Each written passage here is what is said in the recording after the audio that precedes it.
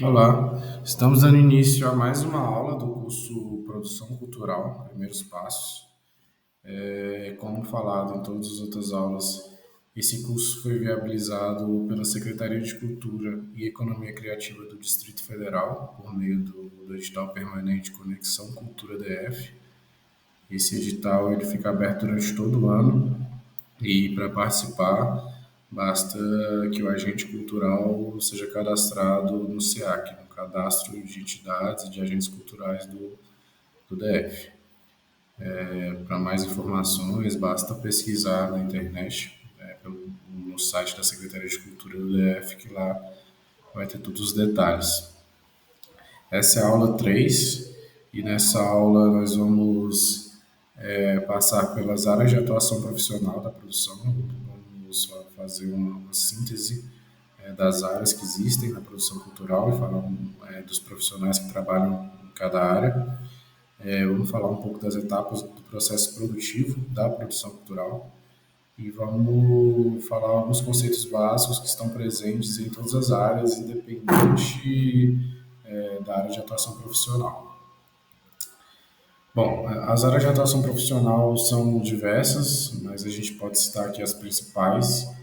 A música é uma das que a gente mais tem contato no dia a dia, a gente está falando dos festivais, dos shows, onde a grande massa, o grande público tem acesso.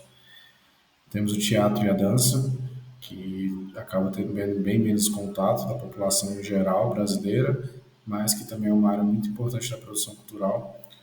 E temos as outras áreas que muitas vezes as pessoas não entendem que existem profissionais da produção cultural, mas que também esse profissional é muito importante. Então, a gente está falando do cinema, da TV e da publicidade, todas essas áreas usam produtores culturais, a rádio, nas artes plásticas e na literatura, esse profissional também pode trabalhar nessa área.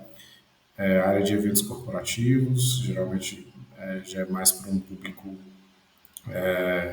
limitado ali, um público empresarial. E temos os eventos especiais, que aí vai englobar tudo que não está nas outras áreas, que a gente está falando de esporte, de moda, de feiras culturais, etc, etc. Bom, dentro da área da música existe um produtor cultural responsável pela produção artística, esse profissional é responsável pelo empresariamento e pela administração da carreira do artista, seja qual for o artista. Na produção executiva, o produtor cultural é responsável pela gerência geral naquela área. Existem as produções técnicas, que geralmente são responsáveis pela coordenação dos projetos. Existe a produção interna, ou o escritório, que é responsável pela pré-produção. Isso a gente está falando da área musical, a gente está falando, no caso, daqueles profissionais que ficam internos ali no escritório e fazem contato com os contratantes, definem logística e fazem toda aquela pré-produção antes do artista ir até o evento que ele vai cantar, ou que ele vai participar.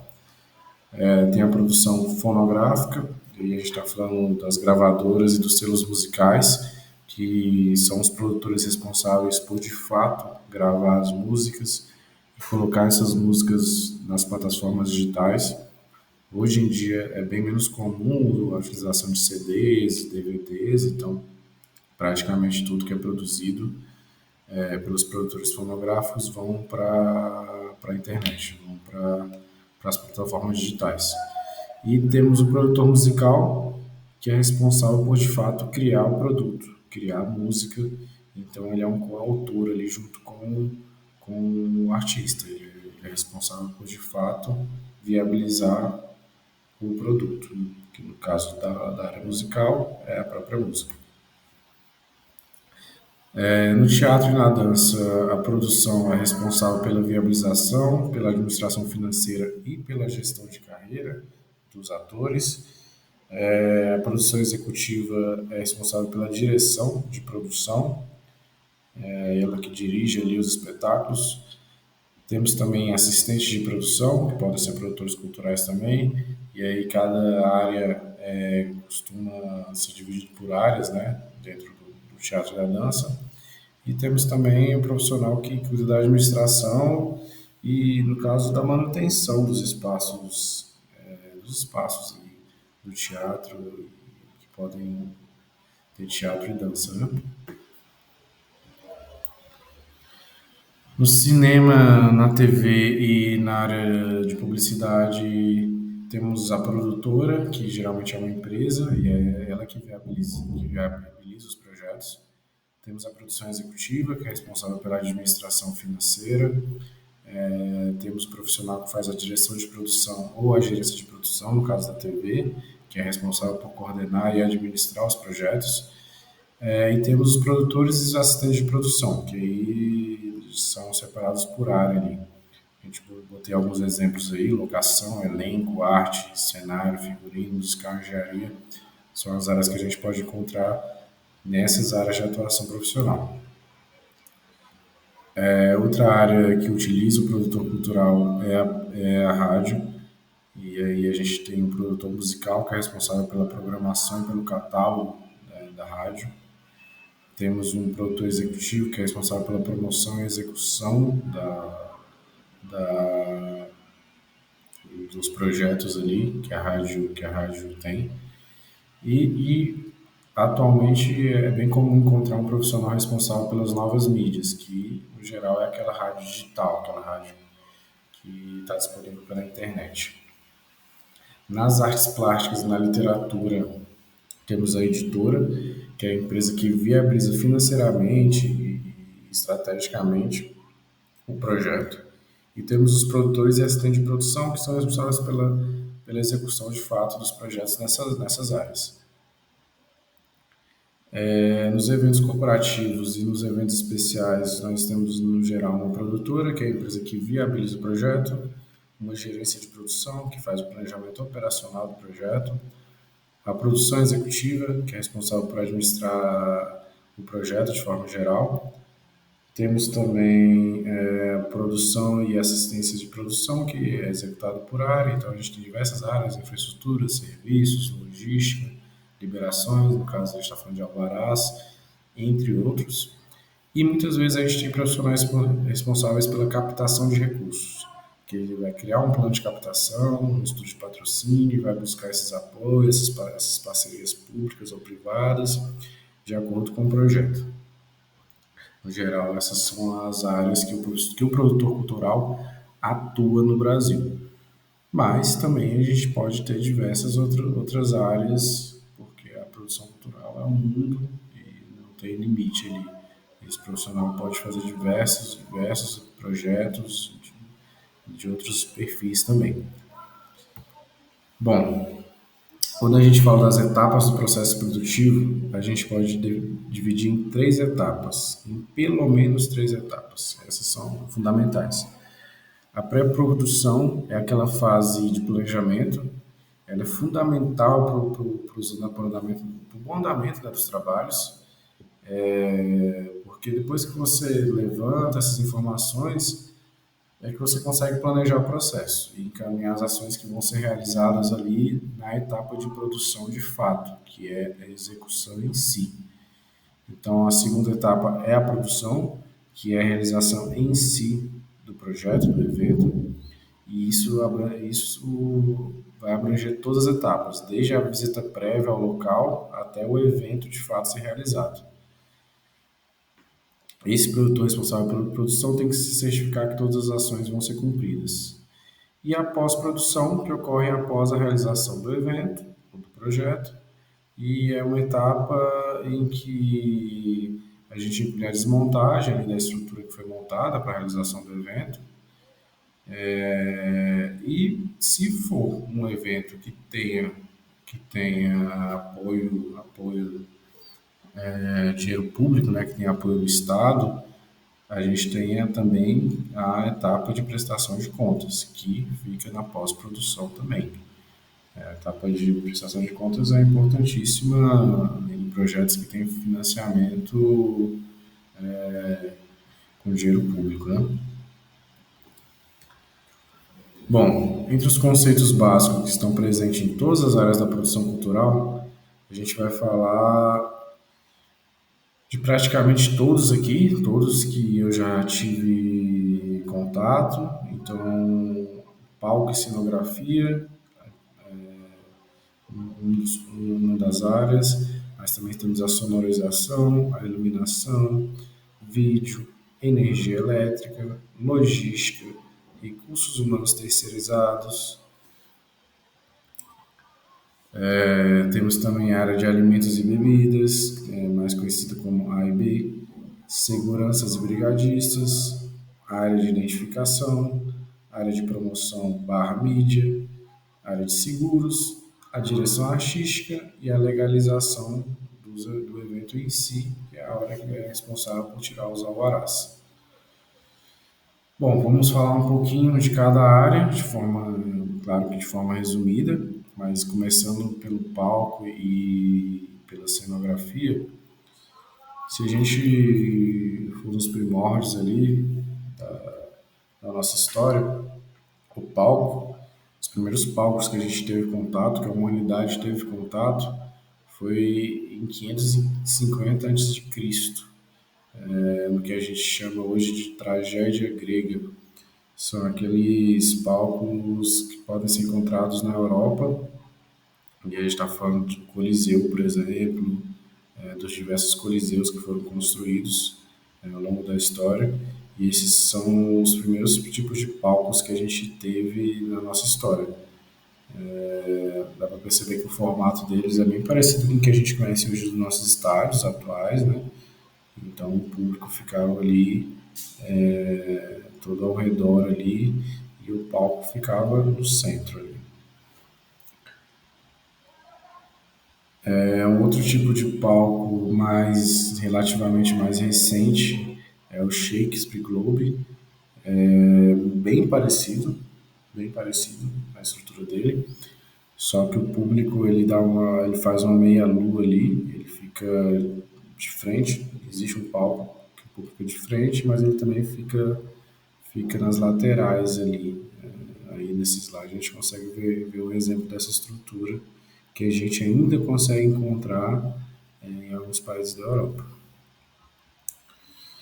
E os palcos atuais, que aí a gente pode citar, por exemplo, os teatros, né? O Teatro Bradesco, o Teatro Municipal do Rio, o José de Alencar, todos esses são palcos mais recentes, né?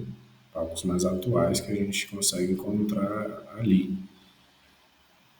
Dentro dessa questão de palco ainda, a gente tem alguns tipos de palcos que são mais conhecidos, né? Então a gente tem o palco italiano, que é um palco em que o público ele fica de frente ali fica de frente, né, pro espetáculo. Então a gente tem esses formatos aí que a gente pode ver no slide, mas independente desses formatos aí, todos são considerados palcos italianos.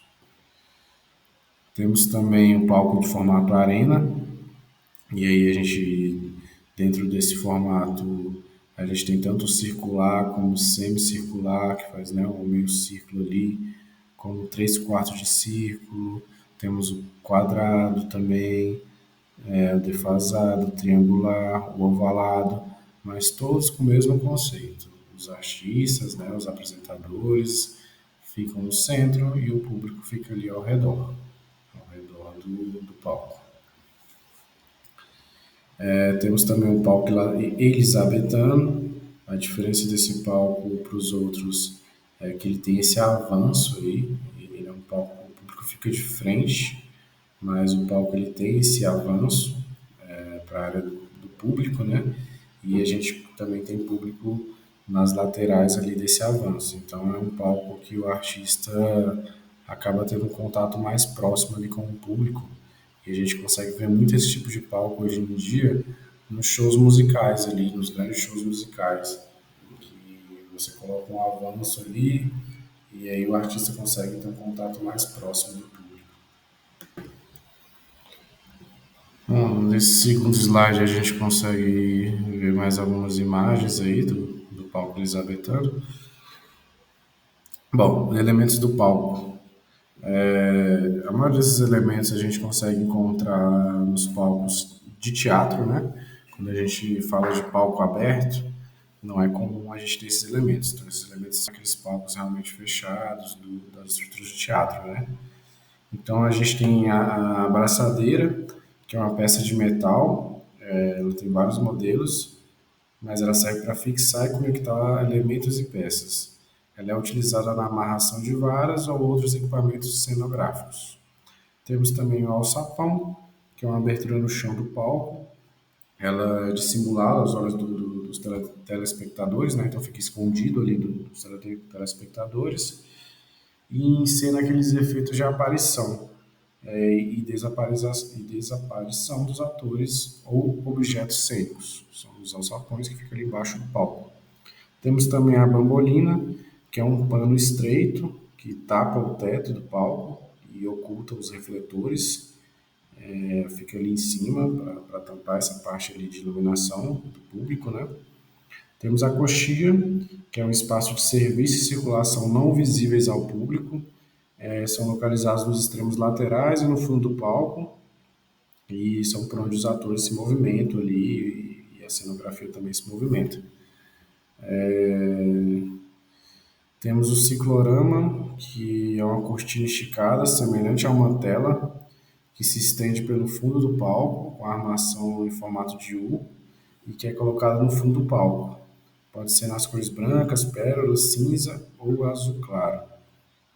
Temos a cortina de boca, que,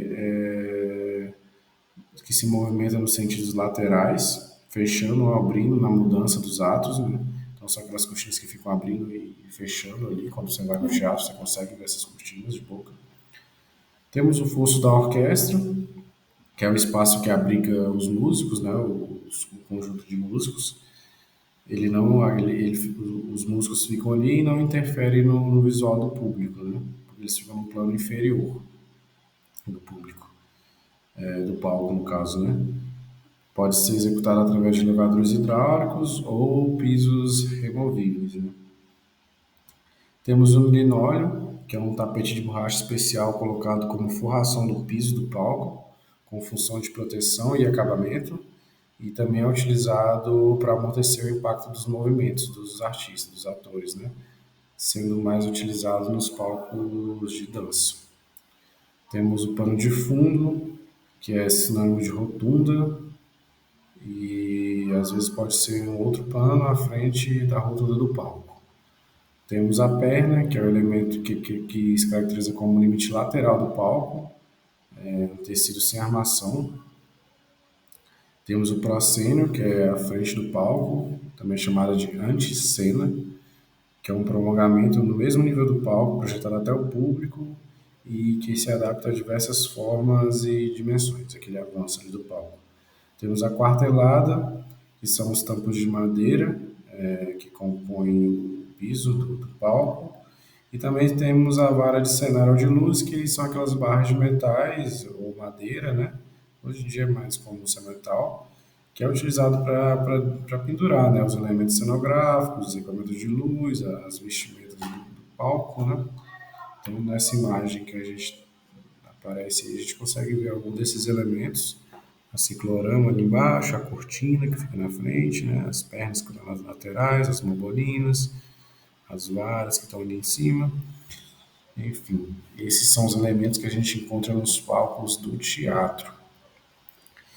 Ainda sobre teatro, quando você vai fazer um evento no teatro, é assim que as informações técnicas vão chegar para você. Você vai ter essas medidas aí que são importantes para você saber como trabalhar, né? Então, nesse caso aí, nesse exemplo, temos as medidas da boca de cena, a profundidade do palco, a área útil total do palco, temos as áreas ali, as medidas do fosso da orquestra, temos a quantidade de varas cênicas e mostrando como elas estão ali espalhadas, né? Tem também as caixas cênicas e aí você consegue baixar ali, por exemplo, a planta baixa, né? A planta das varas. Então, tudo isso você consegue ter acesso e é importante que você tenha acesso porque isso vai ajudar no planejamento ali do seu espetáculo, né? Do show que você está produzindo. Ainda como exemplo, esse, por exemplo, é uma planta baixa de um palco, né? Então ali você consegue ver todas as medidas do palco, da coxia, da área de circulação, mostra também onde fica a plateia, enfim, tem todas as medidas ali para você conseguir se localizar. Esse caso é um exemplo de planta das varas, né? Então mostra ali como as varas estão posicionadas ali dentro do teatro, né? Do espaço. E essa já é uma vista lateral que ajuda ali você a entender onde estão as varas e a altura dessas varas, né? Então são os desenhos técnicos que você quase sempre consegue encontrar. Pode ser que tenha alguns teatros que não tenham essas informações, mas no geral o teatro vai ter isso. É só você pedir ali para a administração do teatro que ele vai te passar essas informações, essas plantas, né? Ainda sobre palco, os materiais mais comuns que você vai encontrar nos teatros ali disponíveis para você usar. Praticáveis, muito utilizados. Praticável é utilizado ali como uma espécie de mesa ali para você apoiar o que precisar, né? Bancos, banquetas e cadeiras, geralmente já vai ter no teatro. Se não tiver também, muitas vezes a pessoa vai precisar alugar por fora, mas em geral o teatro já tem esses materiais. Estantes de partitura, eu tenho ali na foto ali do lado direito uma estante de partitura, você consegue botar a partitura ali. E aí a gente está falando de backline, que aí você as caixas de som, os amplificadores. Alguns teatros já fornecem alguns instrumentos, mas não é comum. O mais comum é que o produtor cultural ali tenha que alugar os instrumentos que ele vai usar. O piso de dança, que a gente falou mais cedo, que é em linóleo, né? Chamado de linóleo. Tapetes e carpetes e fita de sinalização. Então, isso são exemplos de materiais de palco, né? No caso do teatro.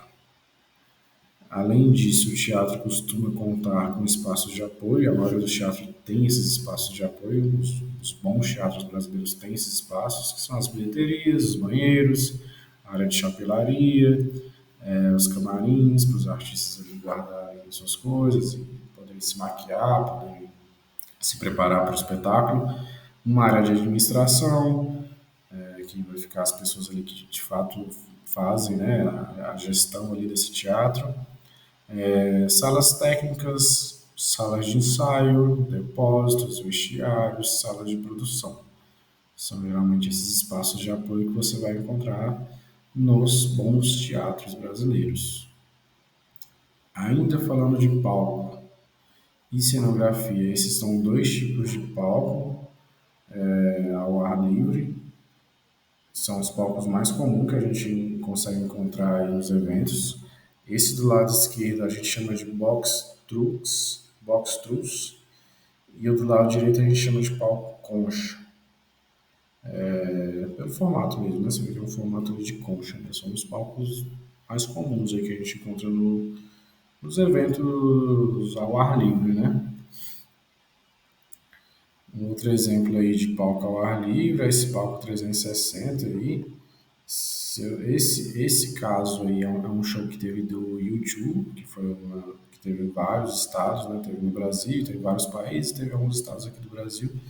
E geralmente eram montados em estádios, né? Então você aproveitava aquela estrutura já existente dos estádios e colocava um palco 360, que aí o público conseguia ter o visual ali do palco de todos os lados ali, tanto quem estava ali nas arquibancadas quanto quem estava ali na pista mesmo, né? Os elementos do palco, isso a gente está falando dos palcos ao ar livre, né? Então a gente tem a house mix. A house mix é onde fica a mesa de som. Então é onde fica aquele profissional ali do som. A house mix precisa ser montada na frente do palco para que o profissional que seja responsável ali pelas mesas de som consiga ouvir o som e fazer as configurações necessárias ali para o som sair da melhor forma para o público, né? A gente também consegue encontrar nos grandes eventos torres de som e luz, As torres de som são aquelas torres que ficam nas laterais do palco ali, né? E as torres de luz, muitas vezes estão na lateral, às vezes estão ali no fundo do palco, serve para iluminar mesmo o artista, né? Seja no show, seja no teatro, tem essas torres aí. Torres de delay são aquelas torres que ficam espalhadas ali no meio do público mesmo. A gente chama de torre de delay porque ela de fato tem um delay. Então o som que sai dessa torre ele vai ter um certo atraso para que na hora que o som que está vindo do palco chegue para o público, essa torre de delay emita no mesmo tempo, né? O som é uma onda mecânica, então ela leva um certo tempo para chegar no ouvido das pessoas. E essas torres de delay ficam ali no meio do público ali, para que consiga expandir essa área e consiga que esse som chegue mais na frente, chegue para o público que está mais longe do palco, mas elas têm um delay em relação à torre de som do palco, para que o público ouça tudo ao mesmo tempo, né? Se não tivesse isso, o público ia acabar ouvindo o som de uma forma quebrada ali, né? Ia ter uma interferência.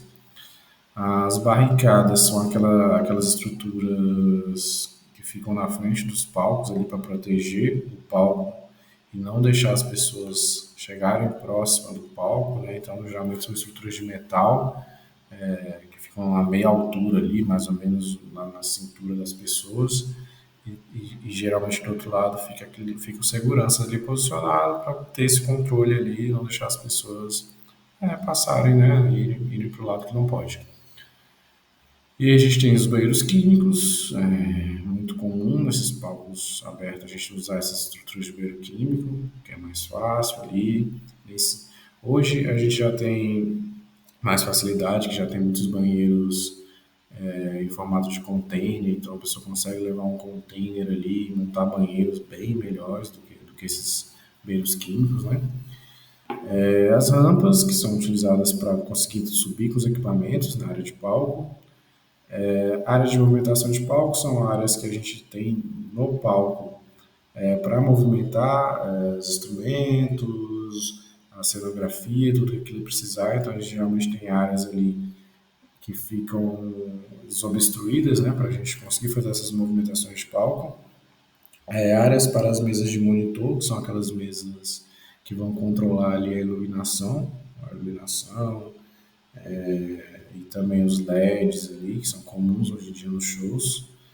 Uma área para cases, esses instrumentos musicais ali que são usados pelos artistas, vêm nessas cases que são geralmente chamadas de fly cases, que são cases preparadas para proteger de fato o instrumento ali, ou não só o instrumento, como também os aparelhos eletrônicos ali, né? Por exemplo, uma mesa de DJ ali, uma CDJ. Então precisa ter uma área ali para guardar essas cases, porque depois que o artista chega, ele vai tirar o instrumento ou a CDJ, o que for ali dessas cases, precisa ter um lugar ali, uma área separada para essas cases ficarem. Pequeno camarim, é um camarim ali para servir de apoio ali, próximo ao palco, para, né, o artista poder, caso precise ali, utilizar.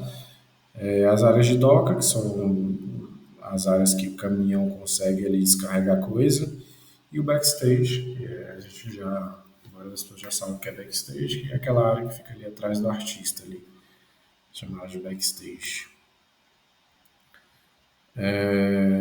As áreas de comunicação, essas áreas são as áreas que a gente, quando a gente vai num show ali, num grande evento, são as áreas que geralmente os patrocinadores, os apoiadores utilizam para colocar sua marca, né?